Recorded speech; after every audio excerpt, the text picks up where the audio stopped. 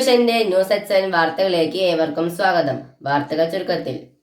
കണ്ടമംഗലം പനമ്പള്ളി അരിയൂർ ഫൈസലിന്റെ ഉടമസ്ഥയിലുള്ള കോഴി ഫാമിൽ വൻ അഗ്നിബാധ.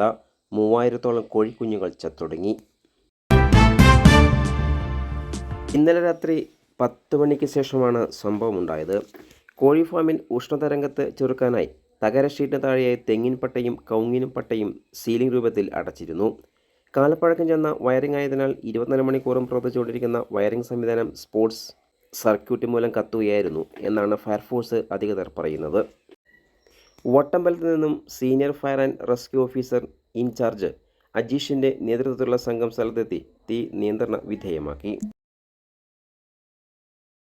രാജ്യാന്തര നിലവാരവുമായി AUP സ്കൂൾ കുറ്റാനശ്ശേരി. LKG മുതൽ 7 വരെ ഇംഗ്ലീഷ് മലയാളം മീഡിയം ക്ലാസ്സുകളിലേക്ക് അഡ്മിഷൻ ആരംഭിച്ചിരിക്കുന്നു. കൂടുതൽ വിവരങ്ങൾക്കും അഡ്മിഷനും ബന്ധപ്പെടുക.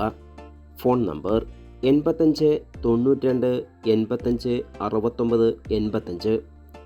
കൂടുതൽ വാർത്തകൾക്കായി നാട്ടുവിഷൻ ചാനൽ സബ്സ്ക്രൈബ് ചെയ്യൂ.